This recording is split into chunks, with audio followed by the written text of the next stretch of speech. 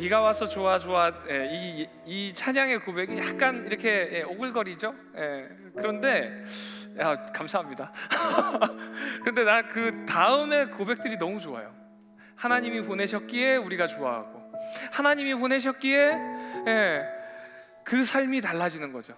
하나님이 보내셨기 때문에 오늘의 예배를 통해서 여러분의 삶이 달라질 줄로 믿습니다. 아멘이십니까? 우리가 이번 한 주간을 고난 주간으로 이렇게 보냈습니다. 특세 때 새벽마다 함께 찬양하고 예배하고 기도하고, 또 금요일 날 저녁에는 성금요일로 온전철야로 함께 예배했습니다. 여러분에게 오늘 이 부활절이 어떤 의미로 좀 다가오시나요? 주님의 고난에 어떻게 여러분은 동참하셨나요? 오늘의 예배를 어떤 마음으로 나오셨습니까? 우리 예배팀 오늘 아까 말씀드린 것처럼 찬양 예배 준비한다고 몇 주 전부터 굉장히 고민 많이 하고 했거든요. 아마 저기는 부활절을 부활절답게 정말 준비했을 것 같은데, 우리 다른 청년공방 지체들은 어떻게 이 부활절을 준비하고 계셨습니까? 특별히 고난주간과 부활절이 연결돼 있죠. 그래서 그런 고백들을 많이 합니다. 고난주간에 나 정말 고난이야. 특별히 저 같은 경우는 그렇습니다. 새벽마다 새벽 기도하고, 또 해야 되는 것들도 있고, 또 온전철야하고, 그랬더니 온전철야 끝나고서는 집에 갔는데 너무 피곤하더라고요.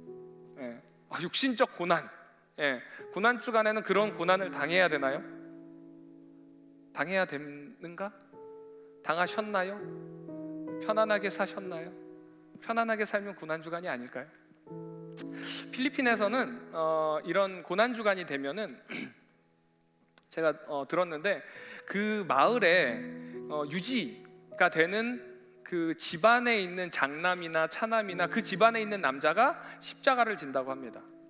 그리고 십자가를 지고 채찍을 가지고 자기를 이렇게 자해하면서 그 길을, 그 마을을 쭉 도는 그런 전통이 있대요. 이 전통이 어디서 왔을까 생각해 보면은, 이 전통은 중세시대 때 그 수도사들이 하던 방식이거든요. 그러니까 내가 내 몸에 상처를 내면서 예수님이 당했던 그 고난을 생각하자, 이런 행위가 고난주간의 진정한 의미일까? 우리가 고난주간을 이야기할 때마다 항상 우리는 고난을 당해야 된다 라고 이야기하는데, 정말 고난을 당하는 사람은 예수님이 이렇게 힘드셨겠구나, 이 우리의 고통과는 비교할 수 없는 고난을 당하신 거예요. 지난주에 제가 설교하면서도 이야기했지만, 그 십자가 위에서 고통을 참으시면서까지 보여주신 것이 그 사랑이에요. 우리가 찬양하는 그 사랑 날 위해 죽으신 그 사랑을 어떻게 말로 표현합니까?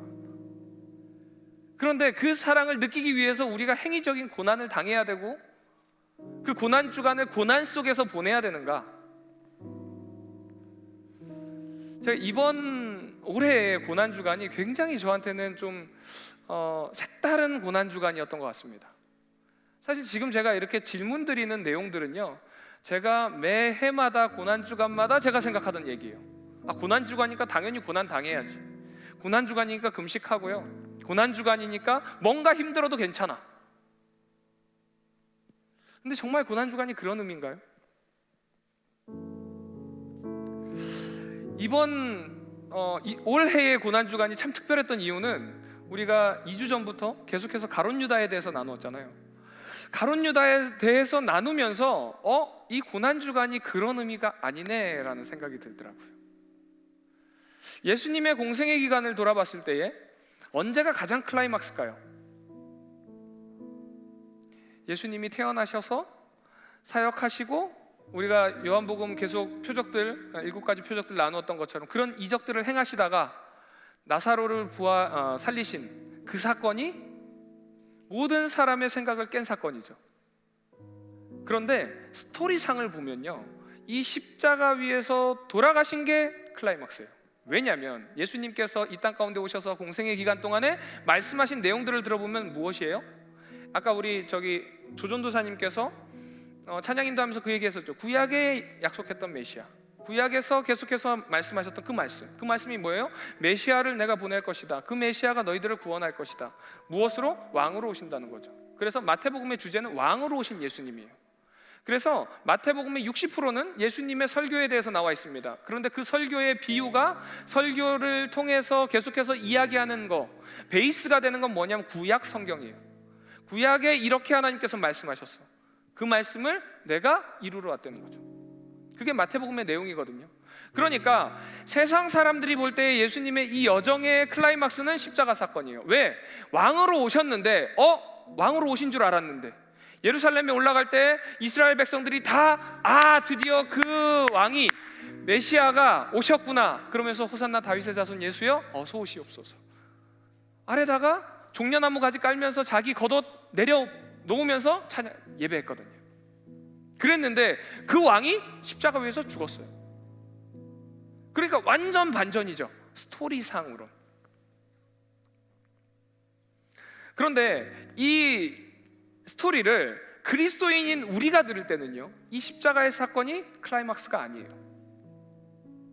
왜 그러냐면 예수님께서 오신 이유는 왕으로 이 땅 가운데 오신 것이 아니라 죽기 위해서 오셨어요. 우리를 살리기 위해서 십자가의 고난을 당하셨어야 했고 십자가에서 피 흘려 돌아가셨어야 해요.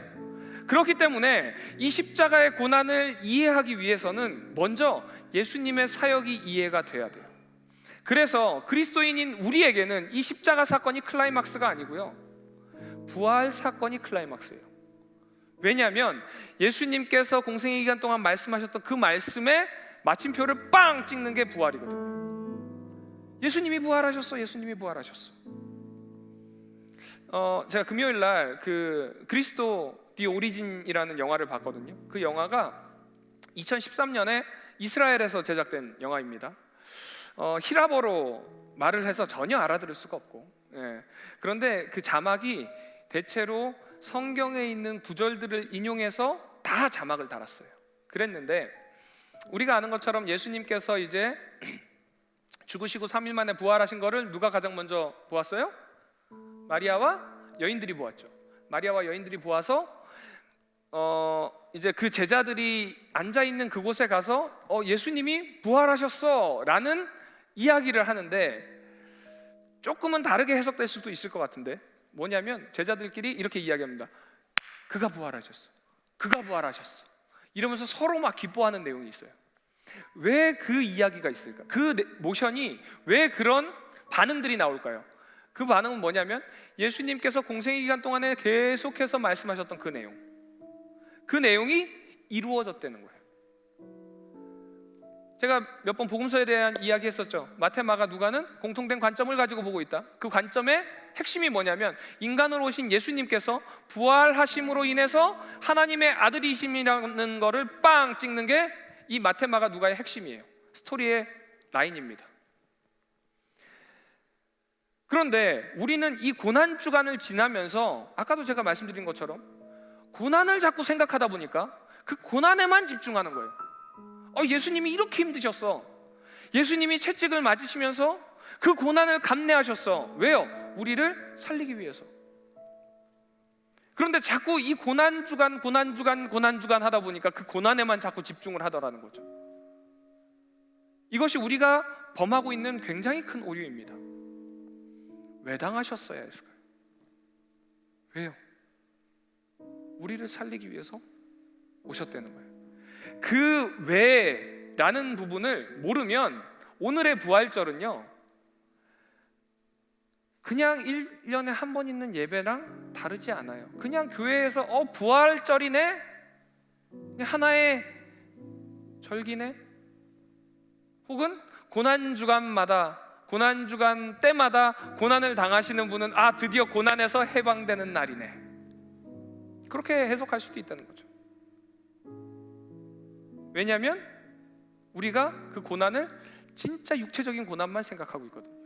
왜 예수님께서 십자가에 못 박히셔야 됐고, 십자가에 못 박히기 전에 겟세마네 동산에 올라가셔서 땀방울이 핏방울이 되면서까지 기도하셨을까요? 무엇이 그렇게 두려워서요? 육체적인 고난이? 십자가에 달리는 것이 너무 힘드셔서? 아니요. 예수님께서 십자가 위에서 부르짖은 외침이 뭡니까? 아버지, 아버지, 나의 하나님, 나의 하나님, 엘리 엘리 라마 사막다니, 어찌하여 나를 버리셨나이까? 왜 버리셨어요? 버리셔야만 했거든요. 완전 선이신 하나님께서 이제 우리의 죄를 지고 짊어지고 돌아가셔야 되는 그 예수님을 버릴 수밖에 없는 거예요. 우리를 구원하기 위해서. 그걸 알아야 이 부활절이 참 부활절이 되더라는 거예요. 우리 성금요일 온전철야 때 고백했던 고백들이 있습니다. 그게 나였습니다. 여기 보면은 사마리아 여인, 다른 사람들의 눈을 피해서 나오던 그 여인이 나였습니다. 38년 된 병자, 소경들, 제자들, 예수님을 3번 부인했던 베드로, 예수님을 팔았던 유다, 예수님을 못 박으라고 손가락질했던 무리들, 그게 나였습니다. 이렇게 한 분씩 나와서 고백했거든요. 그런데 그게 우리였는데, 그런 우리를 위해서 예수님께서 이 여정을 떠나셨다는 거예요. 그거를 알아야 이 부활절이 너무너무 다르게 다가오는 거예요. 그것이 하나님의 뜻이고 하나님의 은혜라는 거죠. 근데 그것을 이해하지 못하면은 그냥 고난주간인 거예요. 진짜 말 그대로 고난주간이에요. 뭐 다른 교회에서는 온라인 금식, 미디어 금식도 하고 실제적인 금식도 하고, 많은 교회들이 특별 새벽 기도회, 저녁 집회로 막 하고 있더라고요. 우리의 몸을 때리고 학대하는 게 고난주간이 아니에요. 정말 그 고난을 묵상해야죠. 왜요? 그 고난의 마침표가 무엇이냐면 예수님의 부활 사건이거든요. 예수님의 이 부활 사건을 통해서 하나님의 뜻임을, 이 예수님의 십자가의 사건이 하나님 아버지의 뜻임을 확증하는 사건이기 때문에 그래요. 그게 부활절이에요. 그래서 세상 사람들이 이야기하는 이 예수님의 여정의 스토리의 클라이막스는 십자가일지 모르지만 우리에게는 부활절이 클라이막스인 줄로 믿습니다. 그거를 통해서 우리가 어떤 은혜를 받았는지를 깨달아야 돼요. 그 부활이 있기 때문에 우리가 여기 모여 있는 거고요. 그 부활이 있기 때문에 우리가 예수님의 이름으로 기도하는 것이고, 그 부활이 있기 때문에 우리가 반응하는 거예요. 제가 아마 2019년도 청년 공방 주제를 반응하라라고 잡았을 거예요. 근데 저는 주제 생각하면 맨날 반응하라가 생각나요. 반응을 해야 돼요. 반응을. 그 반응이 뭔가요? 부활에 대한 반응. 그 은혜가 내 마음 가운데 와야 반응이 되는데, 백날 반응하라고 떠들어도 내가 그 은혜가 없으면, 내가 그 믿음이 없으면, 내가 그 확신이 없으면 반응이 안 돼요. 아니, 목사님 또 저 소리 하시네. 힘들어 죽겠는데 또 우리 모여야 돼. 천년장터 왜 합니까? 우리 여름에 선교 가야 되니까? 수련회 가야 되니까 하는 건가요? 아니요. 그 은혜를 나누는 거예요. 거기서 은혜가 있어야 돼요. 나눔이 있어야 돼요. 섬김, 순종 이야기할 때 주님의 사랑과 구원의 확신과 거기에 대한 믿음이 없으면 순종은요, 부담이에요. 순종이 아니라 그냥 부담이에요. 그렇기 때문에 우리가 모인 이 모임에서 부활 빠지면 아무것도 없습니다. 사도신경 고백하는 것의 핵심이 무엇이냐면 예수 그리스도가 부활했다는 거예요. 제가 가끔 얘기하잖아요. 제자들이 처음에 예수님 부활하시고 승천하신 다음에 예루살렘에 모여 있을 때 제자들이 고백한 고백문 같은 것이 고린도전서 15장 내용이에요. 왜냐하면 그게 한글로 보면 모르지만 영어나 아람어나 그런 걸로 보면 음율이 있습니다. 네. 그 음율이 결국에는 우리가 이렇게 전능하사 천지를 만드신 이런 식으로 음율이 있다라고 이야기를 하거든요. 거기에 핵심이 뭐냐면 부활이에요. 부활이 없었다면 내가 여기 왜 있고, 부활이 없었다면 우리가 여기 왜 모이고, 다 그 고백이에요. 그 고백이 베이스가 돼서 신앙 고백이 만들어진 거거든요. 수요 예배 때 이제 왕 목사님께서 이미지와 영성이라는 제목을 가지고 4주 동안 강의를 하셨습니다. 혹시 시간 되시는 분들은 수요 예배 때 영상으로 보시든지 오셔서 좀 보시면 좋을 것 같아요. 4주씩 잘라서 목사님들이 강의를 하시거든요. 그래서 이번 주부터는 이제 유다서에 대해서 이제 정태훈 목사님께서 하시는데, 이미지와 영성을 통해서 무엇을 해주셨냐면 이제 중세의 그림, 그 다음에 종교개혁 때의 그림, 그 다음에 근대의 그림, 그 그림의 변화 뭐 이런 것들을 보여주셨어요. 그랬는데 그 대략적인 그 그림의 주제가 뭐냐면 다 예수님의 탄생, 예수님의 죽음, 예수님의 부활이에요. 자, 그런데 거의 대부분이 중세까지는 이 세 개가 다예요. 왜 그러냐면 당시의 사람들은 성경을 볼 수가 없었어요. 그러니까 성경의 내용을 가장 직접적으로 이해할 수 있는 건 그림이었다는 거죠. 그러면 성경의 내용에서 그림으로 표현해야 되는 가장 중요한 세 가지가 뭐라고요? 탄생, 십자가, 죽음, 부활. 그런데 만약에 여기서 부활이 빠져보세요. 탄생이 어떤 의미가 있을까요? 십자가 죽음이 어떤 의미가 있을까요? 그만큼 우리에게는 부활 신앙을 가지고 살아가는 것이 너무너무 중요하다는 거예요. 그렇다면 이런 부활의 기쁨을 가장 가까이에서 느낀 사람들이 누구냐? 바로 초대교회 성도들입니다.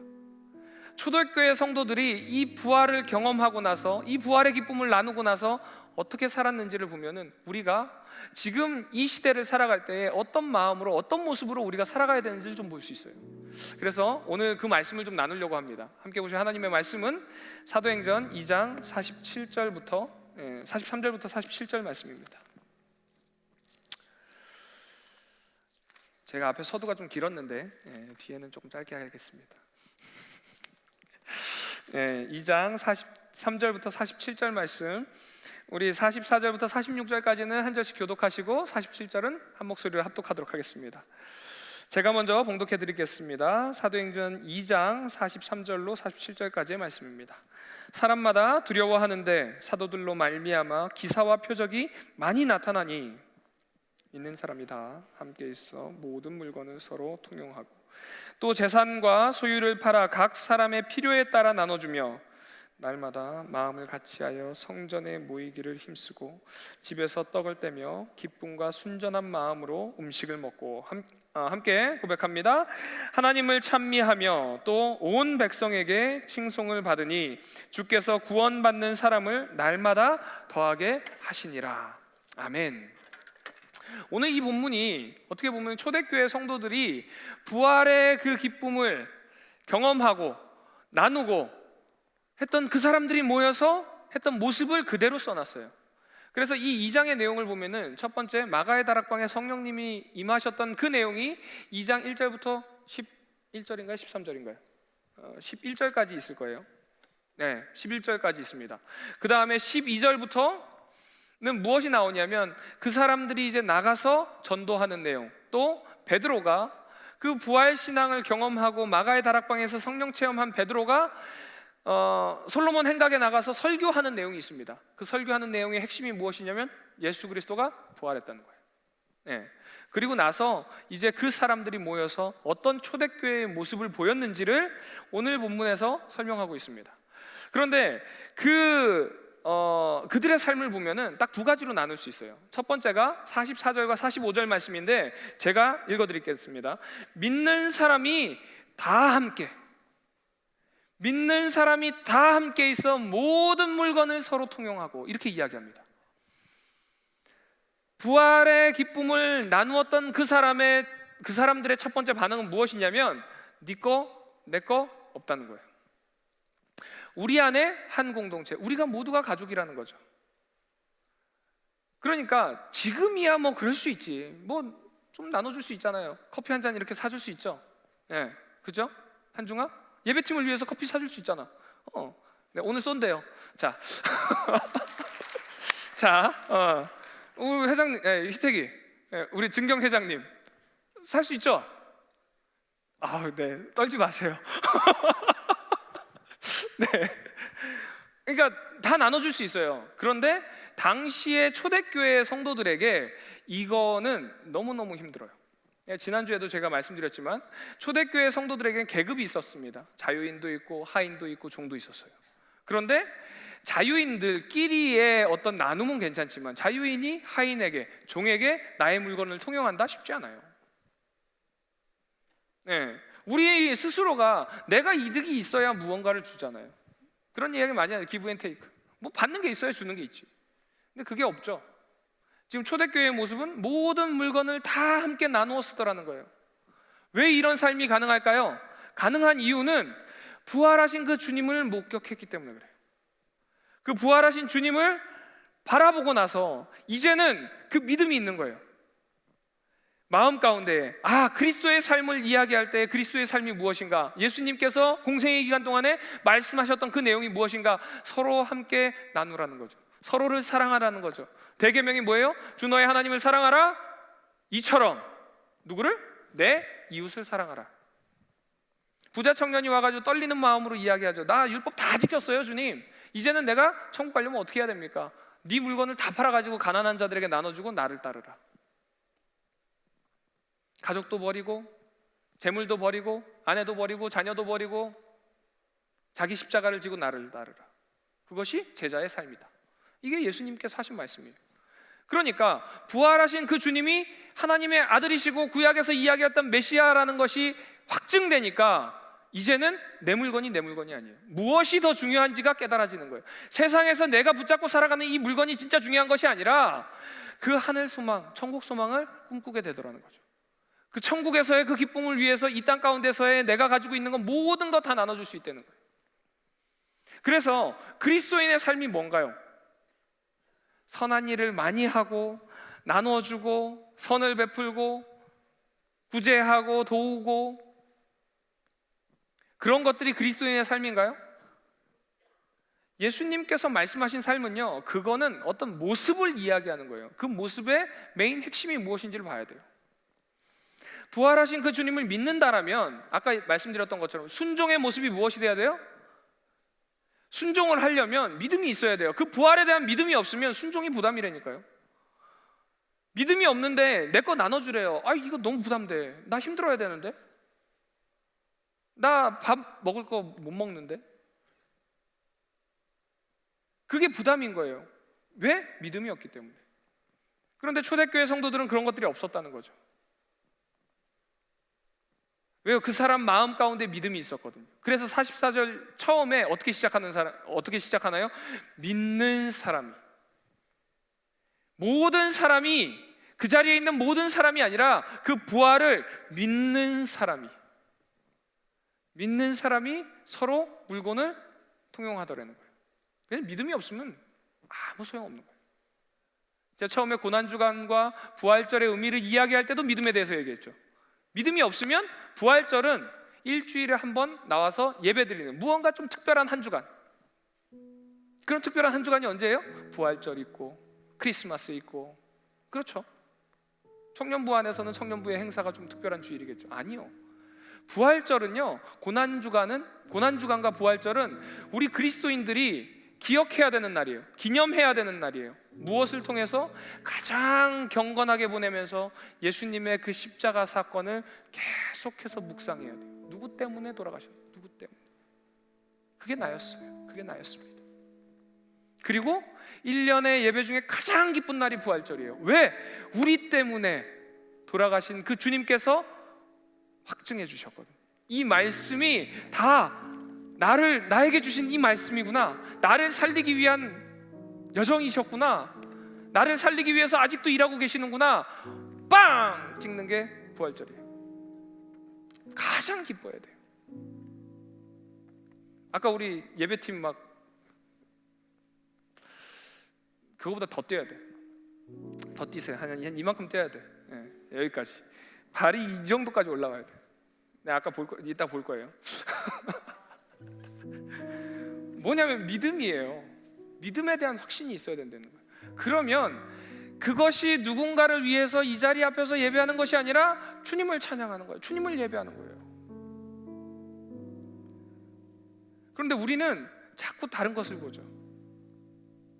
엠마오로 가는 두 제자, 예수님의 말씀을 못 믿었기 때문에 자기 자리로 가던 거예요. 도마가 왜 예수님 오기 전에 그런 이야기 했을까요? 내가 그 못자국에 손가락을 넣어보고 창자국에 손가락을 안 넣어보면 내가 못 믿겠다. 왜요? 믿음이 없기 때문에 그래요. 근데 예수님께서 도마에게 와서 뭐라고 이야기하시나요? 넣어보고라도 믿으라는 거예요. 그런데 보지 않고 믿는 자가 복되도다. 아멘이십니까? 우리는 말씀을 통해서 보았죠. 그럼에도 불구하고 우리는 믿음으로 그것을 본줄로 믿습니다. 믿을 때에 보이는 거예요. 그것이 믿음에 대한 반응입니다. 여러분은 어떤 믿음으로 어떤 반응을 보이고 계십니까? 입으로 내가 믿는다라고 이야기하고 교회도 매번 나오고 이제 이렇게 예배팀도 하고 셀장도 하고 이런 코로나 가운데서 이렇게 예배당에 나와서 함께 예배하는 거, 이것만 봐도 내가 믿음이 너무너무 좋은 것 같아. 아니에요. 가장 중요한 건 뭐냐면 내 마음 가운데 예수님의 부활을 믿는 신앙이 있느냐라는 거예요. 그 믿음이 있느냐라는 것입니다. 부활하신 그 예수님에 대한 믿음이 있습니까? 아멘이세요? 그 주님께서 지금 나와 함께 한다는 믿음이 있으세요? 아멘이세요? 그분이 내 마음 가운데 함께 동행하고요, 내가 아파할 때 함께 아파하시고, 내가 기뻐할 때 함께 기뻐하시고, 내가 힘들어할 때 찾아와서 위로하신다라는 믿음이 있으세요? 아멘이세요? 그런 믿음이 있을 때 이런 반응이 나오는 거예요. 그런 믿음이 있을 때 나를 드러내는 것이 아니라 계속 섬김의 자리를 낮아질 수 있는 거예요. 예수님께서 왜 발 닦이셨어요? 이처럼 너희들도 섬기라는 거예요. 그런데 왜 자꾸 교회 안에서 나를 드러내려고 합니까? 내가 높아지려고 합니까? 낮아지라는 거예요. 근데 왜 그럴까요? 그 믿음이 없기 때문에 그래요. 세상에서 이야기하는 기준을 자꾸 교회에다 갖다 대는 이유, 믿음이 없기 때문에 그래요. 셀 모임 가운데 내가 하고 싶은 거, 내가 드러내고 싶은 거 왜 그럽니까? 세상의 생각을 그대로 가지고 오는 거예요. 교회 안에서는 그러지 말라고 그러죠. 그 훈련을 해야 돼요. 셀 모임 안에서 자꾸 낮아지시고 나의 모습을 내려놓고 나의 부족을 고백하고 그 안에서 함께 중보하면서 서로 격려하고 위로하고 세워주는 그런 모습들, 그것이 우리의 삶에 드러나야 돼요. 여기서도 안 되는데 세상 가운데서 어떻게 그리스도인으로서 빛과 소금의 역할을 감당합니까? 그리스도인으로서 빛과 소금의 역할이 세상 가운데서 승리하는 거고 세상 사람들이 다 부러워하는 위치에 있는 건가요? 지난주에 설명드렸잖아요. 아니에요. 믿음의 본을 보이는 거예요. 오늘 그 3부 예배 때 새가족 분이 한 분 오셨습니다. 나이 많으신 어르신이 오셨는데 그분이 그 이야기 하더라고요. 이 권사님 보면 내가 이 권사님 따라가야 될 것 같더래. 그 이야기가 그 권사님이 세상 가운데서 어떻게 살아가는지를 보여요. 그냥 우리가 흔히 교회에서 고백하는 그런 고백들, 믿음이 충만하고 은혜가 충만, 그게 아니라 너무 착해. 이분 보면 너무 착해. 야, 어떻게 저렇게 살지? 내가 궁금하더라고. 그래서 교회 왔대요. 할렐루야. 여러분들이 그런 모습이 돼야 돼요. 여러분들이 무엇을 통해서? 믿음이 있을 때. 그래서 두 번째 말씀 보면 46절과 47절에 날마다 마음을 같이하여 함께 모여서 교제하기에 힘쓰더래요. 이거까지 설명하면 길어질 것 같아서 같이 함께 모여서 기도하는 거예요. 마음을 같이 하는 그런 마음들이 있어야 돼요. 자꾸 나눠지지 말고요, 함께 해야 돼요. 함께. 그럴 때에 마지막에 뭐라고 이야기하냐면 하나님께서 구원받을 사람을 날마다 더하게 하신다. 아멘이십니까? 우리 안에서 그런 모임과 그런 공동체가 되면요, 하나님께서 사람들을 보내주신다는 거예요. 우리 어디 갔어요? 빨리 표 띄워주세요. Come and see. 와보라. 사마리아 여인이 세상 물동이를 던져버리고 세상 가운데 나가서 그 마을에 나아가서 외쳤던 외침, Come and see. 와서 보라. 누구를요? 예수 그리스도를. 나를 이렇게 자유케 한 예수 그리스도를 와서 보라, 이거예요. 우리가 고백해야 되는 거 그겁니다. 우리 안에서 기뻐 뛰고 찬양하는 거 뭐예요? 예수님께서 우리를 그렇게 하셨다는 거예요. 장소가 중요한가요? 환경이 중요한가요? 중요하지 않아요. 그럼 왜 이렇게 할까요?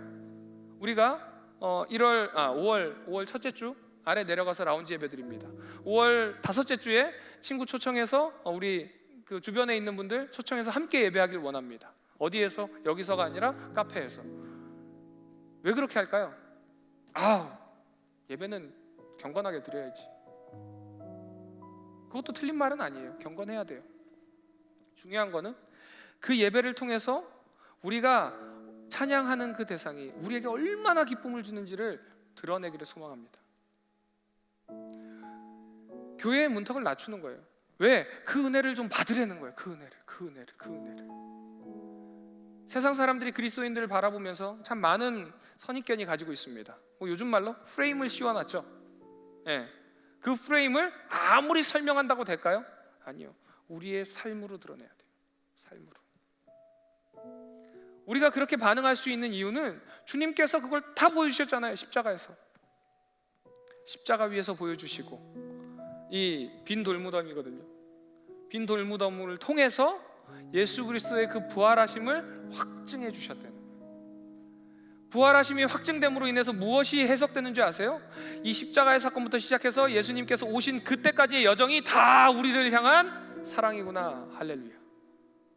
이것이 보여지는 거예요. 그래서 찬양 중에 보면요, 주님의 사랑이라는 찬양이 있습니다.